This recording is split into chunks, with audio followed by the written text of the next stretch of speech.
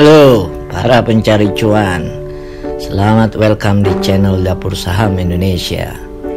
Channel yang akan membawa lo semua sadar akan kenyataan di bursa saham. Emiten PT Goto, Gojek, Tokopedia, Tbk emang gak ada abis-abisnya diomongin. Karena sahamnya turun, Komisi 6 DPR RI, Dewan Perwakilan Rakyat mau manggil direksi PT Telekomunikasi Seluler atau Telkomsel. Alasannya PT ini berinvestasi di saham Goto. Selama 11 hari Goto sempat ambles minus 65,24%. Belakangan selama 5 hari tiba-tiba saham Goto melonjak 32,08% dari harga Rp212 per lembar saham ke harga 280 perak per hari ini Kamis 19 Mei 2022. Menurut gue nih, mungkin menurut lo beda ya. Saham seperti emiten Goto ini lebih cocok dilihat dari aliran pedagang saham jangka panjang. Goto nggak cocok banget kalau lo beraliran pedagang saham harian. Kalau aliran pedagang saham harian, day trader punya strategi dan teknik. Demikian juga pedagang saham yang beraliran jangka panjang atau gue sebut investor saham. Punya strategi dan teknik juga. Bisa jadi growth investing atau value investing. Seperti judulnya, growth investing, maka strategi ini punya tujuan dan fokus peningkatan modal bagi investor. Growth investing atau investasi pertumbuhan disebut juga strategi pertumbuhan modal atau strategi apresiasi modal, capital growth strategy atau capital appreciation strategy. Kayak pohon ya, bertumbuh. Jadi investor membeli saham-saham emiten yang baru berdiri yang diharapkan akan memperoleh dan bisa meningkatkan labanya di masa depan dibandingkan dengan sektor industri atau pasar secara keseluruhan. Jadi ada dua kata kuncinya, perusahaan kecil atau baru berdiri, yang kedua perusahaannya sedang berkembang. Lo bayangin aja lo beli saham Facebook atau Amazon saat awal kedua emiten ini melantai di bursa saham Amerika Serikat. Lo perlu paham, investasi semacam ini juga memiliki risiko yang tinggi karena belum terbukti itu perusahaannya, apalagi kondisi perusahaan tersebut masih merugi atau belum menghasilkan laba. Lo pernah dengar dot-com bubble di Amerika era 1998 hingga puncaknya 10 Maret 2000? Para pedagang saham dan investor berbondong-bondong memborong saham-saham emiten yang menggunakan situs-situs internet. Saat itu harga saham dot-com melonjak gila-gilaan. Perusahaan belanja online seperti jamur di musim hujan. Sebut contoh Amazon.com, Pets.com, Webfund, dan Boo.com. Belum lagi beberapa perusahaan komunikasi seperti WorldCom, Northpoint Communication, dan Global Crossing. Saham-saham ini diburu oleh para investor. Dan tiba-tiba pasar jatuh. Investor dan emiten secara bersama-sama jatuh bangkrut. Cisco System aja kehilangan 80% dari nilai sahamnya. Oleh karenanya, growth investing ini juga punya indikator. Sebelum para investor memutuskan untuk membeli saham-saham yang nilai sebagai growth stock, diplototin nih 5 indikatornya. Pertama, pertumbuhan pendapatan historis. Kedua, pertumbuhan pendapatan di masa depan. 3, margin keuntungan. 4, pengembalian ekuitas atau ROE, return on equity. Yang kelima, kinerja harga saham. Ada 2 catatan terkait growth investing. Pertama, kebanyakan growth stock, saham-saham pertumbuhan, tidak membayar dividen atau imbal hasil kepada investornya karena laba yang sudah diperoleh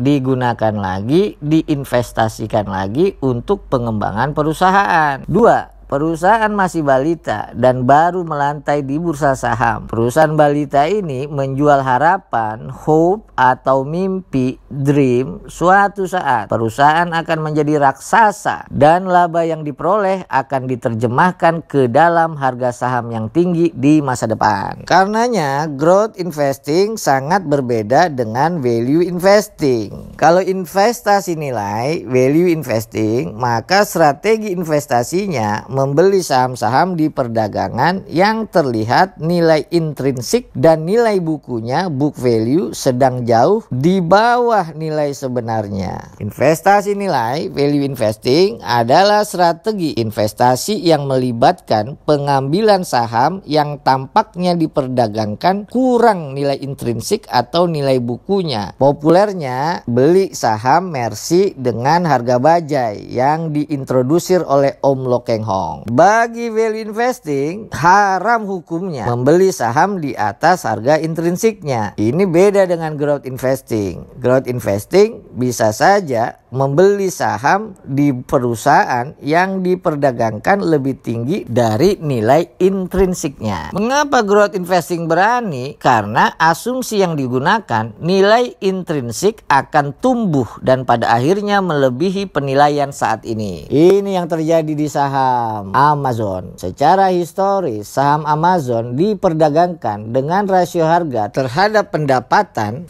atau PE yang tinggi. Antara 2019 dan awal 2020, PE saham tetap di atas 70 dan turun menjadi sekitar 60 pada 2021. Pada tahun 2021, Amazon telah masuk ke 3 besar emiten yang kapitalisasi pasarnya tertinggi di bursa saham Amerika Serikat. Kalau lo tertarik jadi growth stock investor, lo googling deh, baca sosok Roy Price Jr. yang dikenal sebagai bapak investasi pertumbuhan. Ia mendirikan T. Rowe Price Growth Stock Fund pada tahun 1950 dan sekarang tercatat sebagai salah satu perusahaan jasa keuangan terbesar di dunia. Lo juga bisa baca buku Philip Fisher berjudul Common Stock and Uncommon Profits. Dalam buku ini dijelaskan pentingnya melakukan riset dan memperluas networking untuk tahu kondisi sebenarnya sebelum memutuskan membeli saham. Singkat kata, kalau lo susah ngebayangin Gotoh akan jadi raksasa dan harga sahamnya bisa jadi 10.000